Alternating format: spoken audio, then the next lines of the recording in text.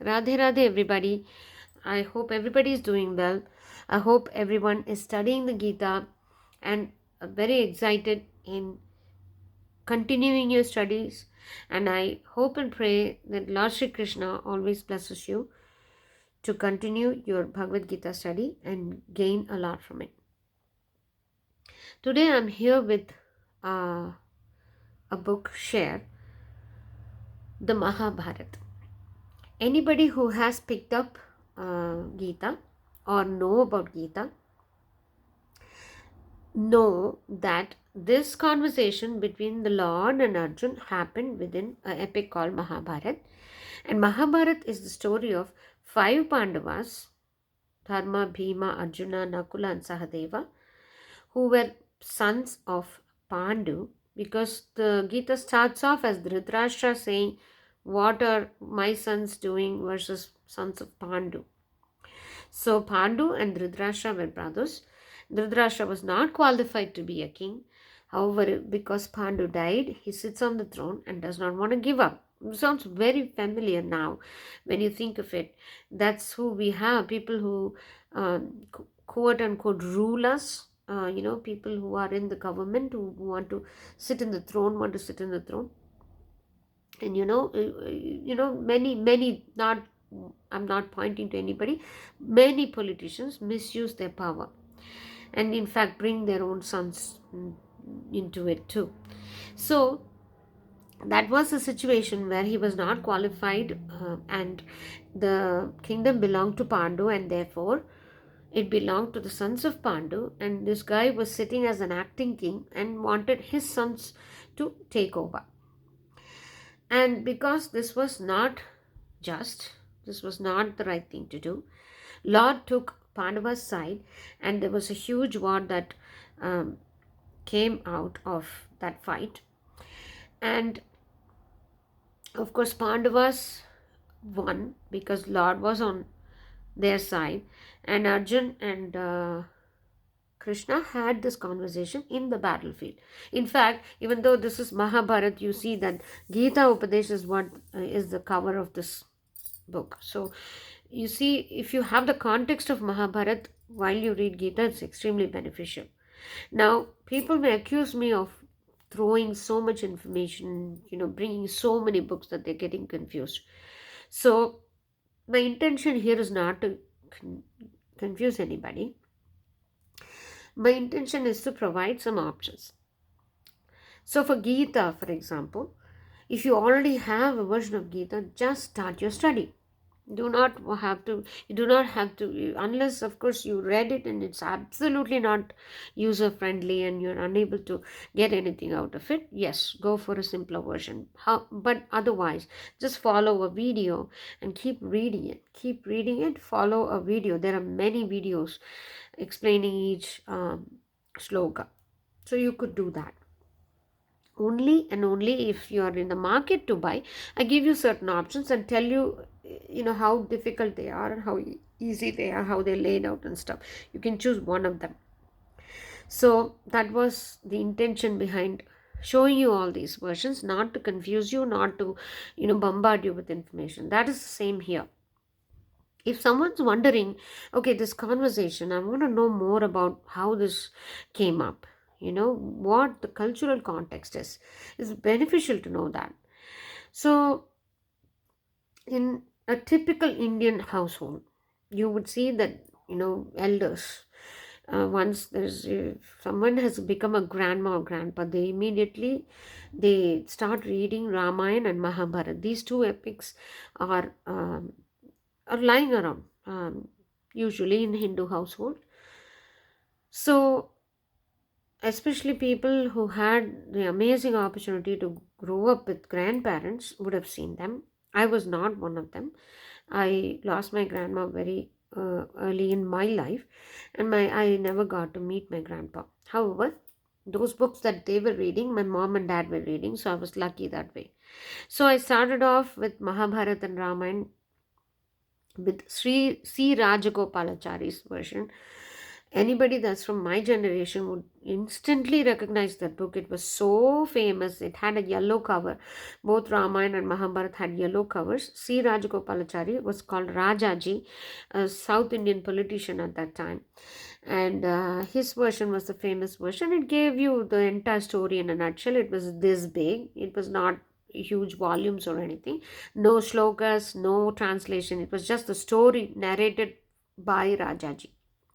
This story, the main story that everybody knows, narrated. And the same happened with Kamala Subramanian. I think Kamala Subramanian is her name. Vidya Bhavan books. In fact, I have it. I have lying around. Like, I don't read it only because I found out from Rajaji's version and all the other versions after a certain age that all these normal versions of Mahabharata that are not translations of actual Veda Vyasa's Mahabharata slokas were off in many places. You know, in the name of an artistic liberty, people have just gone to the greatest lengths to distort stuff. And all these distortions have actually costed Sanatan Dharma in a lot of ways.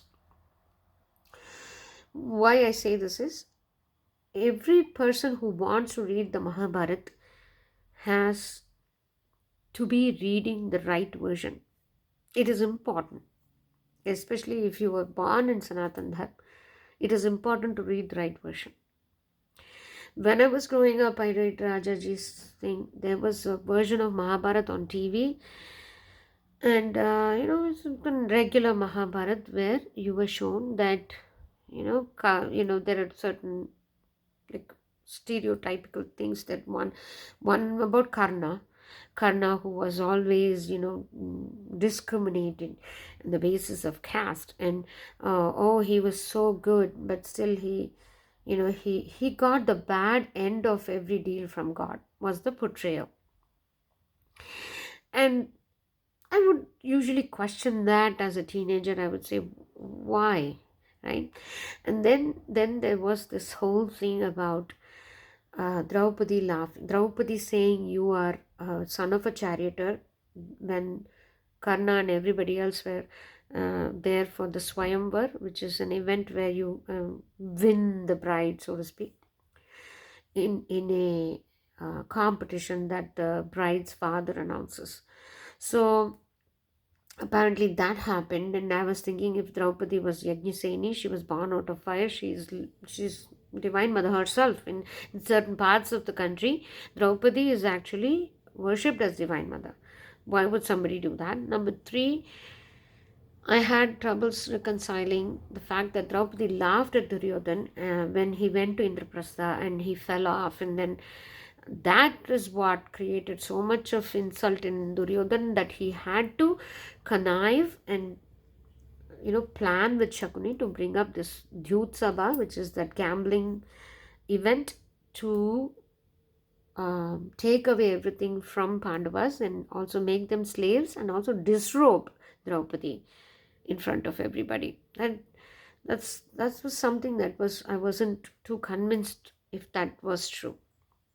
So in my search, I found that it is beneficial for somebody to read the Mahabharata from Veda Vyasa himself, the slokas and the translation.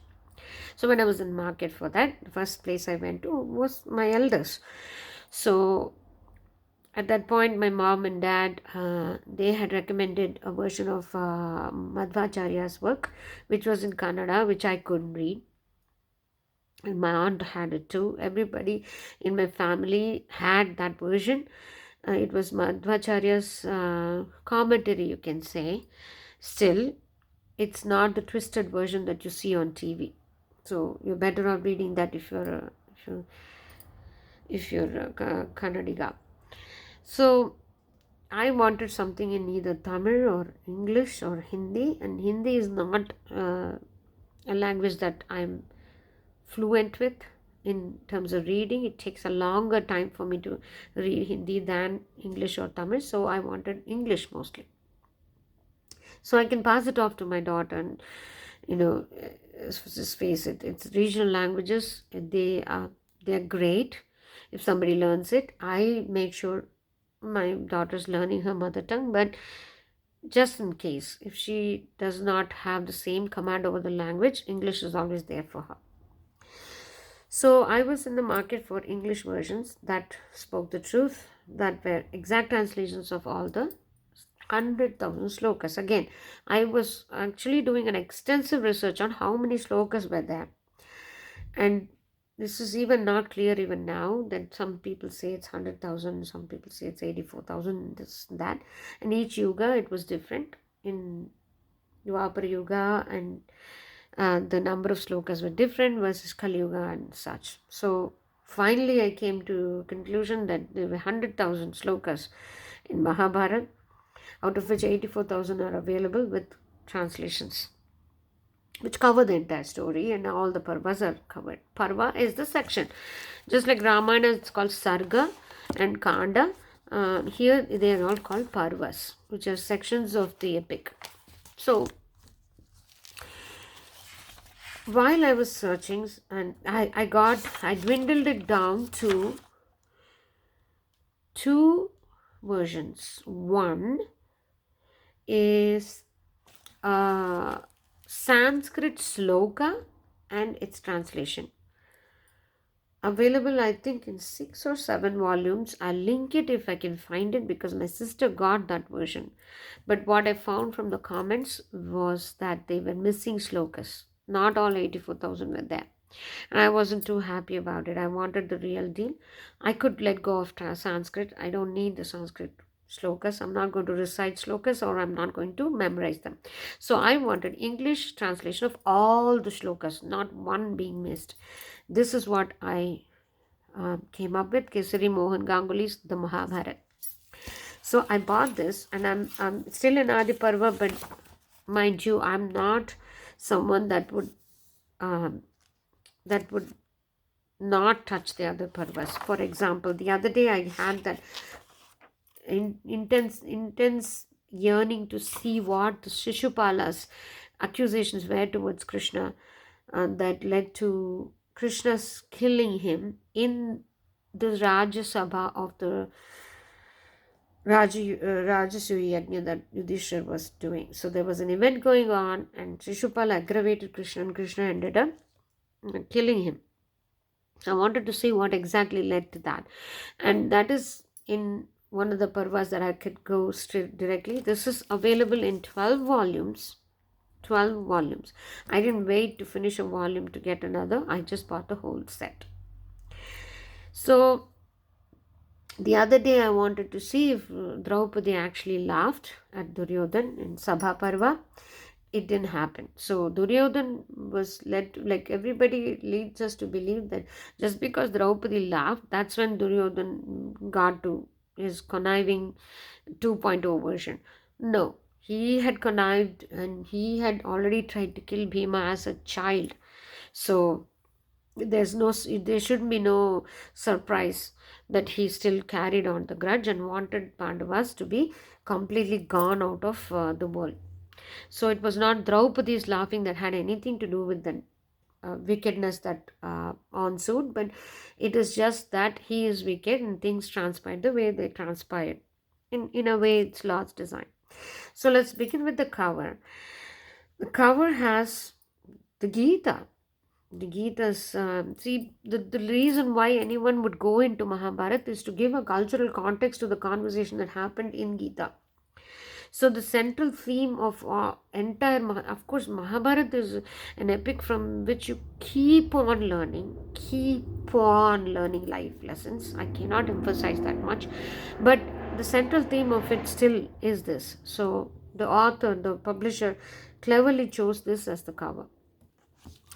And then when you open it, you have Krishna Dvaipayana Vyasa. So there is none of this twists and turns and cinematic, dramatic, artistic liberties taken. It's what is there in Mahabharata. That's a relief, right?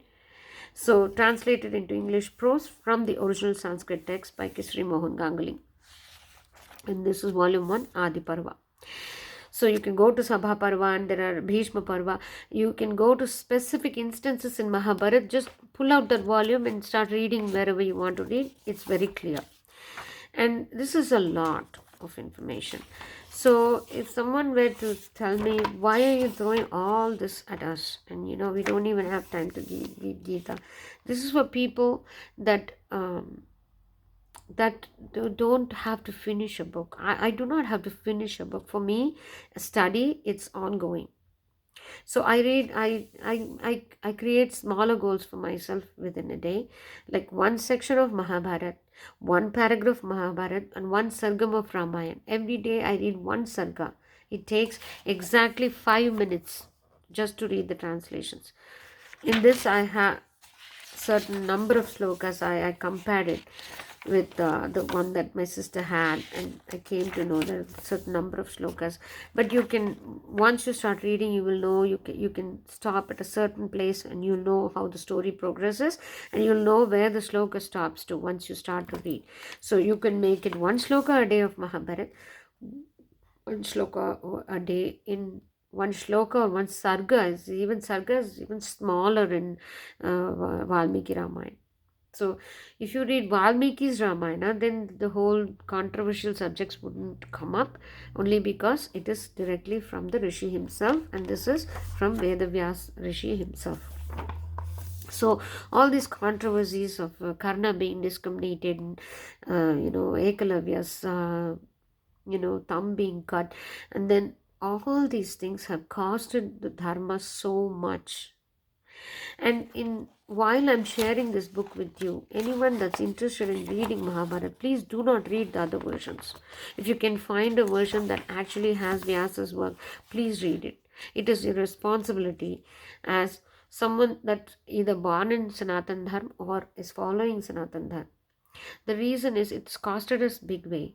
Many people who have left the Dharma or speak bad of the Dharma always come up with these stereotypical stories which you get in the series and all these other versions that people read and people write.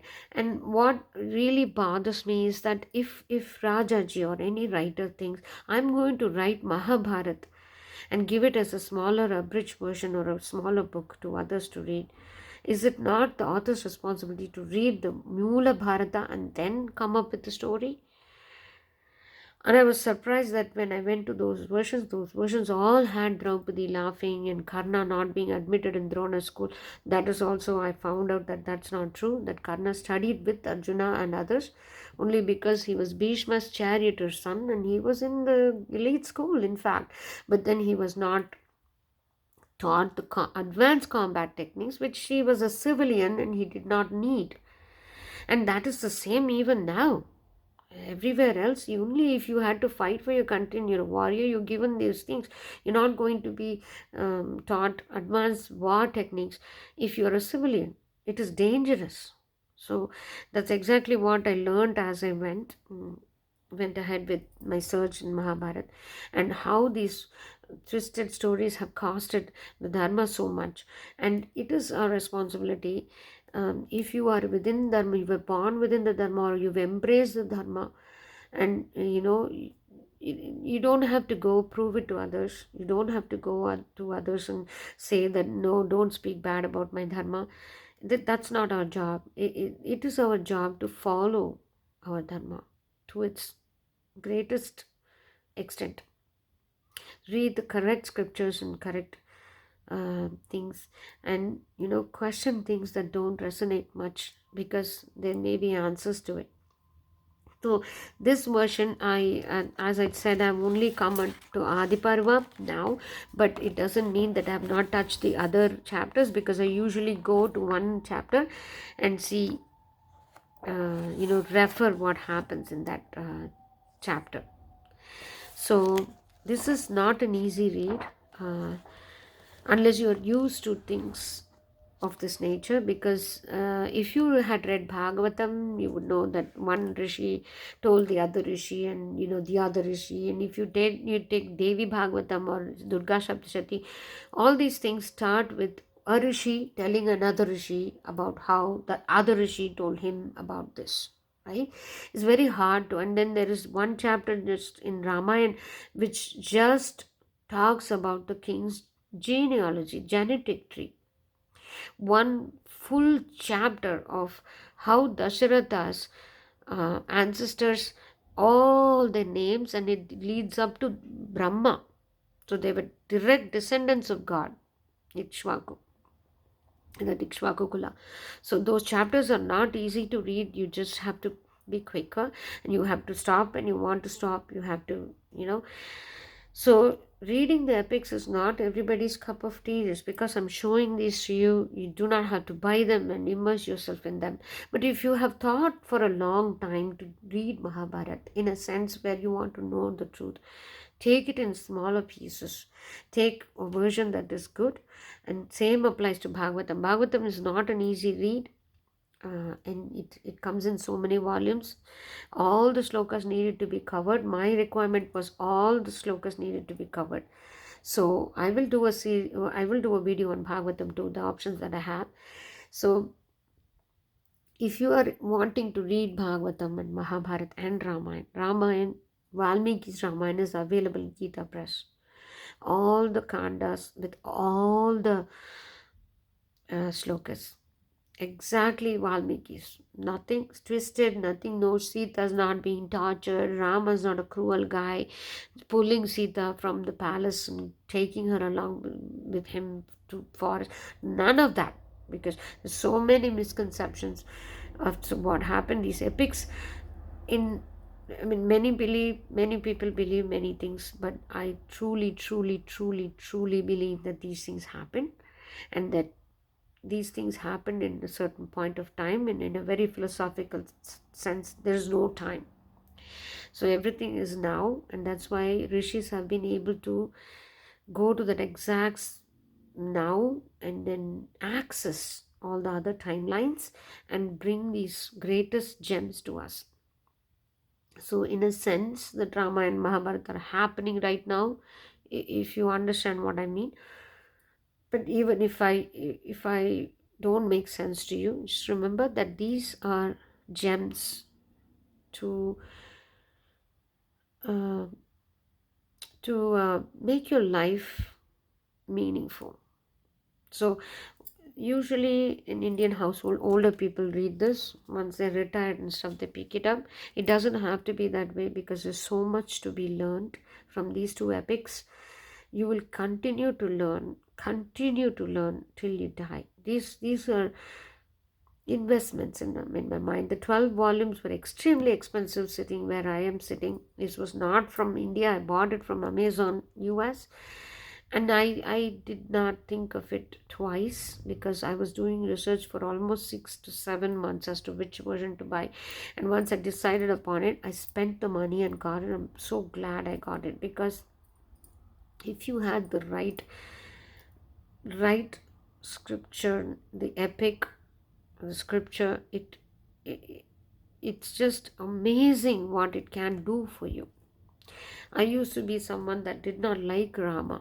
I just, that character, I was always mad at, because I thought he was in the name of taking care of his father's vow, he put everybody, his brother and his wife, in great difficulties, is what I thought. That is ignorance. That is greatest ignorance. Now I understand how ignorant I was when I was younger, after reading Ramayana, real Ramayana. And what Ramayana gives is subtle. That is the thing, these two epics. Why have these two epics have always been there? Why is everybody reading them, watching them? This is an old story. Why is everybody wanting it again and again? Because it does add something to you. Every time you watch it, even the distorted ones, every time you read it, you gain something new out of it. It's called Nitya Yavana. They're always young, these epics. That is why they've been around for so long. So it is our duty to just read the right thing. And as far as Mahabharata goes, I highly recommend this book. This is not an easy read. You may find it sitting on the shelf for a long time. Don't lose hope. But once you get into it, it's amazing. And it doesn't have to be you have to finish all the 12 volumes in next 1 year or 2 years. No, this is lifetime learning. Take it slow, make it very small, your goals. And it's always a good investment to invest on books, especially spiritual ones. I hope you enjoyed this video, and I will meet you soon with another one. Bye bye. Radhe Radhe.